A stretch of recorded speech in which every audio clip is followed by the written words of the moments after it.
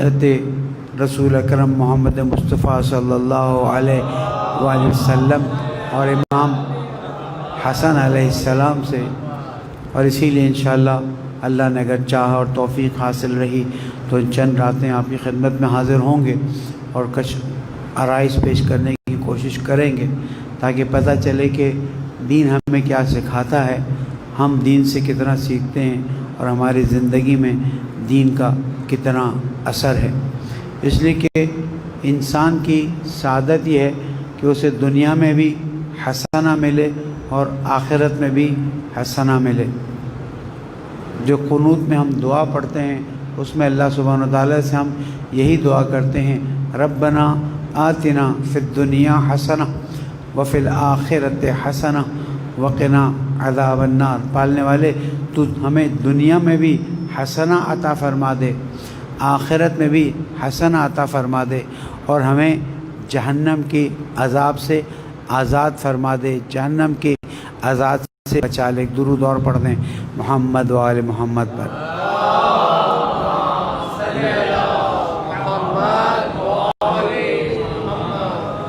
ایک اور درود پڑھ دیں۔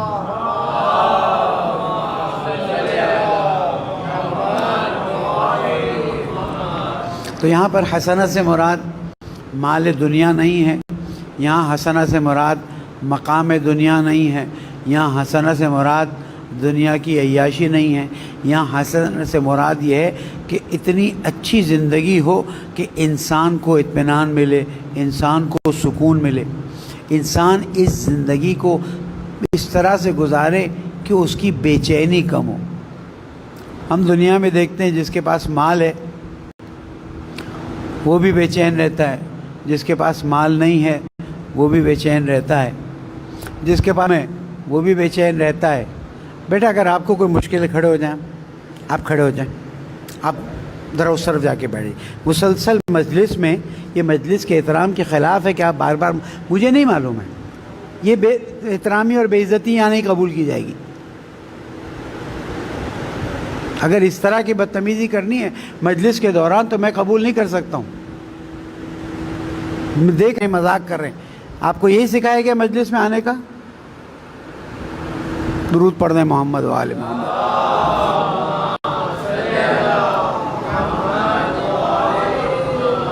تو یہ دنیا کی کامیابی، دنیا کی آسائشیں اس پر منحصر ہیں کہ انسان کتنی زندگی کتنی سکون سے گزارتا ہے، انسان اپنی زندگی میں کتنا آرام پاتا ہے۔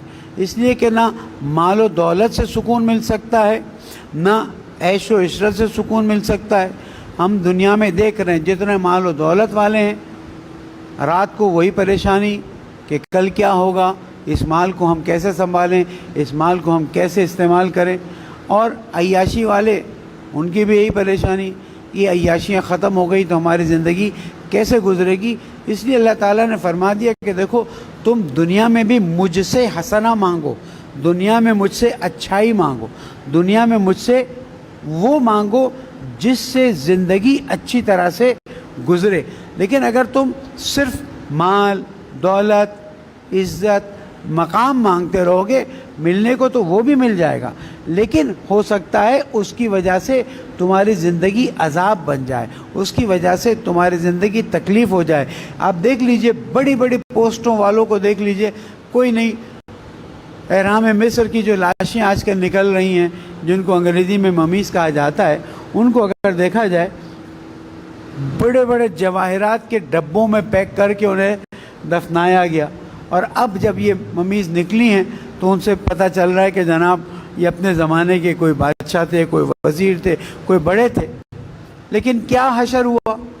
یہی کہ مر جانا ہے، حساب دینا ہے۔ اور ایک وقت اللہ تعالیٰ قرآن مجید میں فرعون کے واقعے میں یہی بتاتا ہے کہ فرعون کے پاس کوئی چیز دنیا کی ایسی نہیں تھی جو نہ ہو، لیکن اس مقام پر پہنچ کر وہ تکبر کا شکار ہو گیا، اور اس کی وجہ سے اس نے ایک جملہ کہنا شروع کیا، انا ربکم الاعلی، میں تمہارا رب ہوں۔ اور یہاں تک کہ جب اس کی بیوی کی کنگھی گری ہے، اور بیوی کی کنگھی بیوی نے اٹھائی ہے اور کہا کہ میں موسیٰ کے رب کے نام سے، جو ہم بسم اللہ کہتے ہیں، انہوں نے بسم اللہ کے بجائے کہا کہ موسیٰ کے رب کے نام سے کنگھی اٹھاتی ہوں۔ نوکرانی یا کنیز نے جا کے بادشاہ کو خبر دی کہ تمہاری بیوی بھی جو ہے اب تمہیں رب نہیں مانتی ہے، موسیٰ کے رب کو مانتی ہے۔ اس کو سزا دینے کے لیے تیار ہو گئے، یہاں تک کہ اسے آخری مہلت دی کہ اگر تم مان جاؤ تو تم اپنے مقام پر باقی رہو گی۔ اس نے کہا تم مجھے جو سزا دینا چاہتے ہو دے دو، میں موسیٰ کے رب پر ایمان لے آئی ہوں۔ قرآن مجید میں ذکر آیا ہے کہ اسے ایک بیابان میں لے جایا جاتا ہے، زمین پہ ڈال دیا جاتا ہے، ہاتھ اور پیروں پہ کیلے ٹھوک دیے جاتے ہیں، اور آخر وقت میں وہ یہ دعا کرتی ہے، رب ابن لی بیتن فی الجنہ، پالنے والے جنت میں میرے لیے مکان بنا دے۔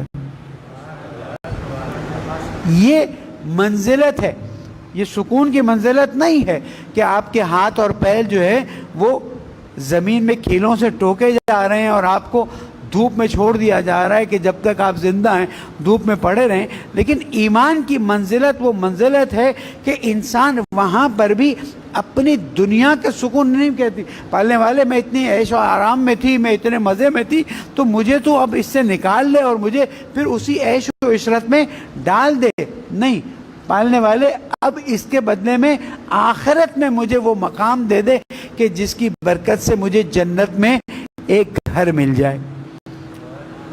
یہ ہمیں دیکھنا ہے کہ آیا ہم فرعون کی طرح اپنی زندگی گزارنا چاہتے ہیں، یا آیا ہم حضرت موسیٰ پر ایمان لانے والوں کی طرح زندگی گزارنا چاہتے ہیں کہ محل میں تمام آسائش کے باوجود بھی وہ اپنی زندگی کو داؤ پر لگانے کے لیے تیار ہو جاتی ہے۔ یہی فرق ہے ایک مومن میں اور منافق میں، یہی فرق ہے ایک مومن میں اور کافر میں، کہ مومن اللہ کی رضایت چاہتا ہے اور کافر اور منافق اپنی عیاشی چاہتا ہے۔ اب جو اپنی عیاشی چاہے وہ اپنے بچہ ہونا اس وقت ثابت ہوگا کہ جب احکام الہی پر انسان عمل کرتا ہو، جب قواعد دین پر، قوانین دین پر عمل کرتا ہو، اور اگر اس پر عمل نہیں کرتا اور ظاہر کرتا ہے کہ میں مومن ہوں، تو ایک شخص آتا ہے امام علی رضا علیہ السلام کی ملاقات کے لیے،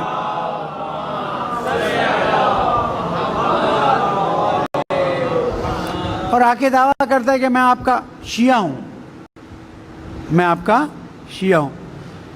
امام علیہ السلام اوپر سے نیچے تک دیکھتے ہیں اور دیکھنے کے بعد پوچھتے ہیں کہ اگر تم شیعہ ہو تو تمہارے چہرے پر شیعہ ہونے کے آثار نہیں پائے جاتے۔ ہمارا شیعہ وہ ہے کہ جس کے سر پر کم از کم سجدے کا کوئی نشان تو پایا جائے، اس لیے نہ پایا جائے کہ دوسروں کو دکھایا جائے، لیکن اتنا سجدہ تو کیا ہو تو امام تو دیکھ سکیں کہ جناب سر پہ سجدے کا نشان ہے۔ یعنی امام کا شیعہ وہ ہے کہ جس کی کم ترین نشانی یہ ہے کہ وہ اللہ کے سامنے وقتاً فوقتاً سجدہ کرتا ہو۔ اور ہم دیکھتے ہیں حضرت امام حسن عسکری علیہ السلام نے بھی جو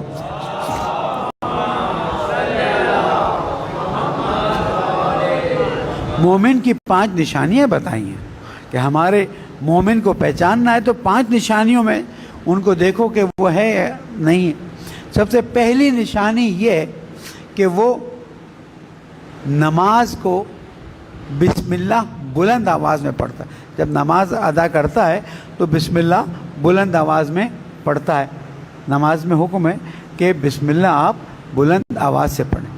دوسری نشانی یہ ہے کہ وہ عقیق کی انگوٹھی پہنتا ہے۔ تیسری نشانی یہ ہے کہ وہ زیارت اربعین کرتا ہے یا پڑھتا ہے۔ چوتھی نشانی یہ ہے کہ وہ مٹی پر سجدہ کرتا ہے، اور 5ویں نشانی یہ ہے کہ وہ 51 رکعت دن میں نماز پڑھتا ہے۔ ہمارے یہاں تو واجب نماز پڑھنا مشکل ہوتی، 51 رکعت کیسے ہوئی؟ 70 رکعت تو فرض ہوئی جو پڑھنی ہی پڑھنی ہے، اتنی ہی ڈبل کر کے اللہ تعالیٰ نے ہم پر نوافل رکھے ہوئے ہیں۔ نافلہ جس کو ہم کہتے ہیں، یہ اللہ نے ہم پر رکھی ہوئی ہے تاکہ نماز میں جو ہماری کمی ہے، نماز میں جو ہم پڑھتے ہیں اس کو اگر نماز کہا جا سکے تو اس میں جو کمیاں ہیں وہ نوافل کے ذریعے پوری ہو سکیں. تو معصوم یہی دیکھنا چاہتے ہیں کہ آیا ہمارے شیعہ دن میں 51 رکعت پڑھتے ہیں یا نہیں پڑھتے. اگر کہ ہمارے شیعہ ہیں، ورنہ ہمارے شیعہ ہونے کا دعویٰ صحیح نہیں. ایک درود اور پڑھ دیں محمد والے.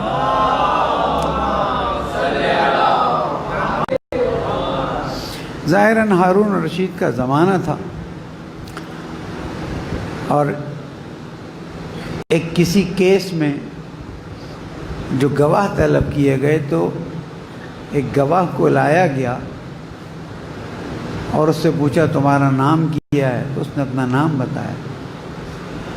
تو قاضی نے اس سے پوچھا، کیونکہ اس زمانے میں اہل بیت سے دشمنی اتنے عروج پر تھی. آج جو آپ اہل بیت کی دشمنی دیکھ رہے ہیں نا، یہ جس کو ہم کہتے ہیں آٹے میں نمک کے برابر. اس زمانے میں اہل بیت کی دشمنی اتنی زیادہ تھی. میں آپ کو اس سے بھی پہلے کی تھوڑی سی تاریخ بتا کے پھر آگے بڑھتا ہوں کہ آج ہم پہ الزام لگایا جاتا ہے کہ مثلا فلاں پہ اعلان کر دی، فلاں پہ اعلان کر دی. ہم یہ صرف پوچھتے ہیں کہ جنہوں نے مولا کائنات پہ اعلان کی اس کا کیا ہے؟ کیا آج اس کے بارے میں بھی کوئی رائے رکھ سکتے ہیں؟ یہاں تک حکم نامہ جاری کیا گیا، یعنی علی کی محبت میں کسی کا نام رکھا گیا ہے تو اسے مار ڈالو. یہاں تک کہ جن کے نام علی تھے انہوں نے اپنے ناموں کو تبدیل کیا. تاریخ یہ بات بتاتی ہے. تو اہل بیت کی دشمنی کوئی نئی نہیں ہے، تاریخ نے ان چیز کو دیکھا ہے. لیکن اس گواہ کو جب بلایا گیا تو کیا تمہارے نام سے لگتا ہے تم شیعہ ہو؟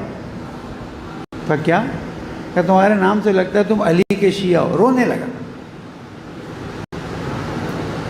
تو قاضی نے کہا کہ ابھی تو تم کو میں نے سزا نہیں دی علی کے شیعہ ہونے کی، تم رونے لگے.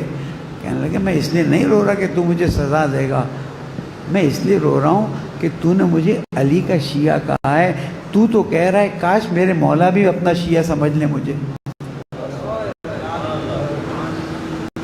آج دعویٰ بہت کرتے ہیں لوگ کہ ہم علی کے شیعہ ہیں، لیکن آیا جو شرائط انشاءاللہ اللہ نے توفیق دی تو کل اس عنوان کو آگے بڑھاؤں گا. جو شرائط مولا نے بتائی ہیں شیعہ ہونے کی، وہ شرائط اگر ہوں گی تو ہم شیعہ کہلائیں گے، ورنہ شیعہ کہلانے کے قابل نہیں ہیں. ایک اور شخص کسی امام کے سامنے آتا ہے، تشریف امام کی خدمت میں حاضر ہوتا ہے. اب اس وقت نہیں یاد ہے کہ امام محمد جواد علیہ السلام کے سامنے یا امام محمد باقر علیہ السلام. درود پڑھ دیں محمد والے.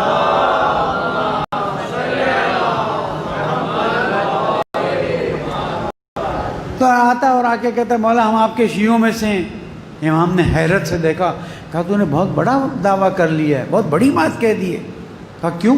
کہا ہمارے شیعوں کی آج نہیں بیان کر رہا، ہمارے شیعوں کی یہ صفت ہے، اور اگر یہ صفت نہیں ہے اور تم دعویٰ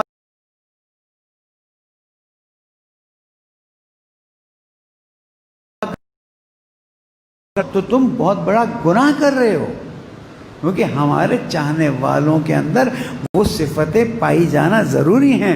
جیسے سلمان بنتے ہیں، جیسے مقداد بنتے ہیں، جیسے عمار یاسر بنتے ہیں، ویسے بنو گے تب ہمارے شیعہ کہلو گے. ورنہ تم کہو تم ہمارے چاہنے والے ہو. ہمارے شیعہ بننے کے لیے ان شرائط کو پورے اوپر اس پر پورا اترنا ہوگا. جس آیت کی میں نے تلاوت کی اس میں اللہ سبحانہ وتعالیٰ ارشاد فرماتا ہے، سورہ فتح قرآن مجید کی 48ویں سورہ ہے، اور یہ سورہ فتح رسول اکرم کو ان کی کامیابی کی خبر دے رہے ہیں، جس کی ابتدا یہی ہوتی ہے بسم اللہ الرحمن الرحیم انا فتحنا لک فتحا مبینا.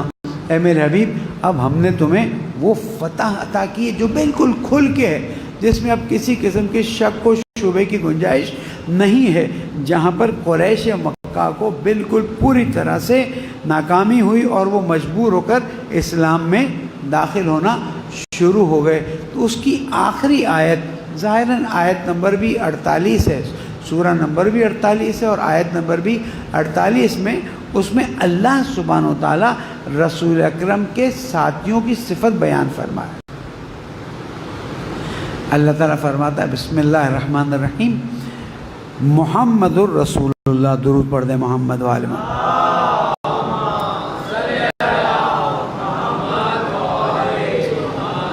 قرآن مجید میں 4 جگہ پر رسول اکرم کا نام لیا گیا ہے، پہلی جگہ یہاں پر ہے، 3 اور جگہوں پر ہے، اور اس میں اللہ تعالیٰ فرماتا ہے کہ یہ جان لو وہ یہ اللہ کے رسول ہیں۔ بعض لوگ پوچھتے ہیں کہ بھئی کلمے کے الفاظ کہاں پر ہیں، تو یہ کلمے کے الفاظ میں دیکھیں، پھر اللہ تعالیٰ والذین معہ، رسول کی صفت نہیں بیان فرما رہے ہیں، والذین معہ، جو رسول کے ساتھ ہیں، اشداء علی الکفار، آج صرف ترجمہ، کل سے انشاءاللہ اس کی تشریح کریں گے کہ یہ کفار پر بہت شدید ہوتے ہیں، رحماء بینہم، اپنے درمیان میں ایک دوسرے سے محبت سے پیش آتے ہیں، ایک دوسرے سے صلہ رحمی کرتے ہیں، ایک دوسرے سے محبت کے رابطے قائم کرتے ہیں۔ اشداء علی الکفار رحماء بینہم، اپنے درمیان میں دشمنیاں قائم نہیں کرتے۔ تراہم رکعا سجدا، تم ان کو دیکھو گے کبھی رکوع کی حالت میں ہیں، کبھی سجدے کی حالت میں، یعنی اللہ کے حبیب کے چاہنے والے، جس پر آج ہمارے اہل سنت کے بھائی حضرات کہتے ہیں، یعنی اصحاب رسول، چاہے اس زمانے کے اصحاب ہوں چاہے اس زمانے کے اصحاب ہوں، جو بھی دعویٰ کرے کہ میں رسول کے ساتھ ہونا چاہتا ہوں، اس کے اندر یہ صفت ہونی چاہیے۔ تراہم رکعا سجدا، کبھی وہ رکوع کی حالت میں ہیں، کبھی وہ سجدے کی حالت میں ہیں، یبتغون فضلا من اللہ والرضوانا، یہ اللہ کے فضل کو بھی چاہتے ہیں، اللہ کی خوشی کو بھی چاہتے ہیں۔ آگے جا کے اللہ تعالیٰ فرماتا ہے کہ ان کا ذکر توریت میں بھی ہے، ان کا ذکر انجیل میں بھی ہے، یعنی یہ افراد وہ ہیں جو بعد میں آنے والے ہیں، لیکن ان کا ذکر اللہ تعالیٰ نے پہلے سے کر دیا ہے، توریت میں بھی ذکر کر دیا اور انجیل میں بھی ذکر کر دیا، اور یہ اصحاب رسول، رسول اکرم محمد مصطفیٰ صلی اللہ علیہ وآلہ وسلم سے اس حد تک محبت کرتے تھے کہ ابتدائی اسلام میں تکلیفیں، سختیاں، مشکلات، پریشانیاں جناب عمار کے والد یاسر رضوان اللہ تعالیٰ علیہ، جناب عمار کی والدہ جناب سمیہ رضوان اللہ تعالیٰ علیہ، یعنی جناب عمار کی والدہ سے کہا کہ اگر تم اپنے آپ کو اسلام سے باہر نہیں نکالتی ہو تو تمہارے بدن کے 2 ٹکڑے کر دیے جائیں، 2 پیر 2 اونٹوں کے پیچھے باندھے گئے اور بدن کے 2 حصے کر دیے گئے، لیکن ایمان سے ذرہ برابر بھی پیچھے نہیں ہٹے۔ اسی طرح سے جناب یاسر کو شہید کر دیا گیا، یعنی لوگوں پر سختیاں، تکلیفیں، مشکلات، پریشانیاں، لیکن ایمان سے ایک قدم بھی پیچھے وہ اصحاب رسول ہیں، یہی وہ عظیم ہستیاں ہیں، چاہے وہ عمار ہوں، چاہے ان کے والد ہوں، چاہے جناب بلال ہوں، چاہے جناب سلمان ہوں، چاہے جناب ابی ذر ہوں، جن کے مختصر واقعات عرض کروں گا آپ کی خدمت میں، کہ جنہوں نے دین کی خاطر اپنی ہر چیز کو قربان کر دی، تمام سختیوں کو برداشت کر لیا، لیکن اسلام سے ایک قدم پیچھے ہٹنے کے لیے تیار نہیں تھے۔ درود پڑھ دیں محمد۔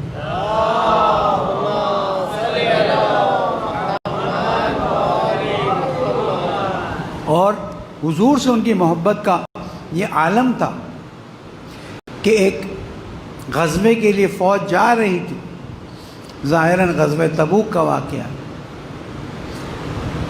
راستہ طولانی تھا، موسم شدید گرم تھا، منافق بھی اپنا کام کر رہے تھے، تو ہر تھوڑی دیر بعد ایک کوئی پیچھے رہ جاتا تھا تو آواز دیتے تھے اللہ اکبر، فلاں پیچھے رہ گیا، اور جب رسول اکرم یہ بات سنتے تھے تو فرماتے تھے اگر اس میں خیر ہوگی تو آ جائے گا، خیر نہیں ہوئی تو چلا جائے۔ ایک وقت آواز دی اللہ اکبر، ابو ذر پیچھے رہ گئے، ہر ایک کے لیے حیرانی کی بات کہ اب ابو ذر بھی پیچھے رہ گئے، اب ابو ذر بھی۔ حضور اکرم ایک ہی جملہ، اگر خیر ہوگی تو واپس آ جائیں گے۔ بہرحال جاتے جاتے ایک جگہ پڑاؤ ڈالا، اگلے دن دیکھا کہ کوئی سایہ نظر آ رہا ہے دور سے آتا ہوا، تو لوگوں نے رسول اللہ سے کہا کہ رسول اللہ کوئی عجیب سی چیز نظر آ رہی، سمجھ نہیں آ رہی کیا ہے۔ بہت فاصلے پر آہستہ آہستہ دیکھا تو جناب ابی ذر تشریف لا رہے ہیں۔ جب وہ نزدیک آ گئے تو رسول اللہ نے پوچھا ابو ذر تمہارا اتنا برا حال ہے، اس کو پانی پلاؤ جلدی جلدی ورنہ یہ تو مر جائے گا۔ کہا نہیں پانی تو میرے پاس ہے۔ اگر پانی تمہارے پاس ہے تو پھر تم اتنی تکلیف اور اتنی شدت پیاس میں۔ کہا یا رسول اللہ جب میری سواری چلنے سے قاصر ہو گئی اور میں پیچھے رہ گیا تو میں نے سواری کو چھوڑا ایک طرف اور خود آہستہ آہستہ چلنے لگا۔ ایک راستہ مجھے ایسا ملا کہ جس میں ٹھنڈا اور صاف پانی تھا۔ میں نے اپنی مشق بھر لی اور اللہ سے نذر کی یا اللہ جب تک تیرے حبیب کو نہیں پلا دوں گا اس سے ایک گھونٹ پانی نہیں پیوں گا۔ اصحاب رسول کا احترام ہم سے پوچھیں نا تو ہم آپ کو بتائیں کہ اصحاب رسول سے کیسی محبت کرتے تھے اور کیسا احترام کرتے تھے۔ رسول اکرم نے رسول اکرم کو پانی نکال کے دیا، رسول اکرم نے اپنے منہ سے اس کو متبرک کیا پانی کو اور اس کے بعد جناب ابی ذر کو پلایا۔ ابی ذر کو بھی ہوش آیا تھوڑا سا۔ رسول اکرم نے فرمایا اسے کہتے ہیں محبت، کہ میرے عشق میں یہ پیاس سے تڑپ رہا تھا لیکن اللہ سے ایک ہی دعا کر رہا تھا کہ مجھے پانی نصیب ہو یا نہ ہو تو اتنا کر دے کہ میں یہ پانی تیرے حبیب کو پلا دوں، اس لیے کہ پانی اتنا شیرین نظر آ رہا ہے، اتنا گوارا نظر آ رہا ہے کہ میرا دل چاہتا ہے کہ تجھ تک پہنچا دوں۔ تو اے عزیزوں اللہ کے رسول کے چاہنے والے اور اہل بیت کے چاہنے والوں میں کمی نہیں ہے۔ بہت سے لوگ ہیں جنہوں نے اپنی دین کی خاطر اپنی قربانیاں دی ہیں، چاہے وہ مال کی ہو چاہے جان کی ہو۔ اتنی محبت کرنے والے ابی ذر کا کیا حشر ہوا۔ آج تھوڑا مختصر بیان، کل اللہ نے توفیق دی زندگی رہی تو مفصل عرض کروں گا کہ تیسری خلافت میں جو مشکل ہوتی تھی جناب ابی ذر جا کے شور کرتے تھے کہ یہ کام غلط ہو رہا ہے، یہ کام غلط ہو رہا ہے۔ جناب ابی ذر کو باقاعدہ مدینہ سے باہر نکال دیا، پہلے شام بھیج دیا گیا، وہاں سے پھر واپس آ گئے، پھر جناب ابی ذر کو مدینہ سے باہر نکالا گیا اور کہا گیا اس کو ربضہ کی طرف، یعنی جو رسول کے صحابی ہیں ان کے ساتھ یہ حشر کیا گیا کہ جناب ابی ذر کو کہا گیا کہ انہیں مدینہ بدر کرتے ہیں۔ ربضہ وہ جگہ ہے کہ جہاں پر ابی ذر پہلے رہتے تھے جب اسلام قبول نہیں کیا تھا۔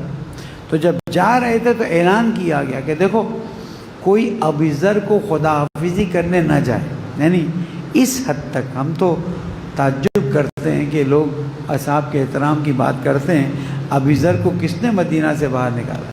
جناب ابی ذر کو جب خداحافظی کا وقت آیا تو مولا کائنات امام حسن اور امام حسین ساتھ جا رہے تھے، تو ایک شخص نظر آیا، اس نے کہا علی آپ کو نہیں پتا حکم ہوا ہے کہ ابو ذر کو کوئی خداحافظ سے نہیں کہے گا۔ میرے مولا نے کہا جاؤ جاؤ تمہیں اس سے کیا کام، مجھے اپنا وظیفہ پتہ ہے۔ جناب ابی ذر کو خدا حافظی کر رہے تھے کہ ایک وقت آواز آئی ابو ذر پریشان مت ہونا، تو ابو ذر نے کہا مجھے پریشان ہونے کی کیا ضرورت ہے جب زمانے کا امام مجھے خدا حافظی کہہ رہا ہے۔ میں یہ جملے اس لیے کہہ رہا ہوں کہ ایمان کی اونچی منزلوں پر جب پہنچتے ہیں نا تو پھر صورتحال یہی ہو جاتی ہے۔ آج بھی اگر ہم تکلیفوں میں ہیں، پریشانیوں میں ہیں، پھر بھی آرام میں ہیں۔ وہ تکلیفیں، وہ پریشانیاں جو ایک زمانے میں لوگوں نے برداشت کی ہیں اس کا مقابلہ نہیں کیا جا سکتا ہے۔ اس کے مقابلے میں تو آج ہم بہت زیادہ آرام میں ہیں، لیکن اللہ نے یہ اصول رکھ دیا ہے کہ اگر تم ایمان پہ ہو تو تمہارا امتحان ہوگا، اگر تم ایمان پہ ہو تو تمہیں الگ الگ تکلیفوں سے، پریشانیوں سے، مشکلات سے گزرنا ہوگا تاکہ پتہ چلے کہ تم ایمان کی کون سی منزل پر ہو۔ اسی لیے ہم دیکھتے ہیں کہ کربلا والوں نے جو امتحان دیا ہے وہ امتحان چھوٹا نہیں ہے، کربلا والوں کا امتحان بہت بڑا ہے۔ یہاں تک کہ ہم دیکھتے ہیں کہ کربلا میں جب شب عاشور امام علیہ السلام نے چراغ گل کر دیا، یہ تاریخ کا ایک ایسا واقعہ ہے کہ جس کو جتنی بار بھی ذکر کیا جائے کم ہے، کہ امام علیہ السلام نے کہا اے میرے اصحاب، میرے نانا کو، میرے بابا کو ایسے اصحاب نہیں ملے جیسے تم اصحاب، تم نے ہر قدم پر میرا ساتھ دیا، مجھ سے وفاداری کی، اب میں تم پر سے بیعت اٹھا رہا ہوں۔ اب سوچیں شب عاشور سید الشہداء خیمے میں چراغ گل کر کے اصحاب سے کہہ رہے ہیں میں تم پہ سے بیعت اٹھا رہا ہوں، تم میں سے جو چلا جائے اس پہ کوئی آر نہیں ہے، اور اگر تمہیں مشکل محسوس ہوتی ہے تو سادات میں سے خواتین کو اپنے ساتھ لے جاؤ اور انہیں مدینہ پہنچا دینا تاکہ تم پر کوئی آر نہ ہو۔ جب چراغ جلایا تو حبیب ابن مظاہر کھڑے ہو گئے، آقا کیسے ممکن ہو سکتا ہے کہ ہم آپ کو جنگل میں بیابان میں چھوڑ کے چلے جائیں، یہ لوگ آپ کو شہید کر دیں اور ہم دنیا میں زندگی گزاریں۔ ایک صحابی کھڑے ہوئے ہیں، جب سب نے یہ باتیں کہہ دی تو امام علیہ السلام نے کہا اب جب تم لوگوں نے مجھ سے وفاداری کا اعلان کر لیا ہے تو آؤ میں تم کو ایک خوشخبری سناؤں، کل اس وقت یعنی 11 محرم کی رات کے وقت تم سب جنت میں میرے نانا کے پاس ہوگے، میرے نانا کی شفاعت حاصل کر رہے ہوگے، میرے نانا تمہیں استقبال کر کے بلا رہے ہوں گے۔ لیکن ہائے 11 محرم کی جب صبح آئی تھی، اصحاب سید الشہداء تو جنت میں پہنچ گئے تھے، لیکن جناب زینب ایک وقت مقتل کی طرف دیکھتی ہیں اور دیکھنے کے بعد بھائی کو آواز دیتی ہیں، بھائی حسین، بھائی عباس، بیٹا علی اکبر، اون محمد، قاسم آؤ آؤ، دیکھو وہ مدینہ سے رخصت ہونا تھا، یہ کربلا سے رخصت ہونا ہے، اب زینب کو سہارا دینے والا کوئی نہیں۔ جناب زینب سوار ہوئی، شہداء کے لاشوں کی بات سے لے جایا جا رہا تھا، جناب زینب نے آواز دی اے میرے ماں جائے کی نشانی، اے بیٹا سجاد میں کیا دیکھ رہی ہوں، تمہارا عجیب عالم ہوا ہے۔ جناب سید سجاد نے گلے میں توق تھا، ہلکی سی گردن پھیری، کہا پھوپھی اماں لعنت اللہ علی القوم الظالمین وسيعلم الذين ظلموا آل محمد أي منقلب ينقلبون انا للہ و انا الیہ راجعون۔ پالنے والے ہماری عزاداریوں کو قبول فرما، پریشانیوں کو دور فرما، جوانوں کی اصلاح فرما دے، بیماروں کو شفاء کامل عطا فرما دے، مرحوم شہداء کے درجات کو بلند فرما دے، مملکت خداداد پاکستان کے مسائل کو حل فرما دے، اسیروں کو آزاد فرما دے، پریشانوں کی پریشانیوں کو دور فرما دے۔ پالنے والے ہم سب کی عاقبت بخیر فرما، زمانے کے امام کو ہم سے راضی فرما، ان کے ظہور میں تعجیل فرما۔ درود پڑھ دیں محمد۔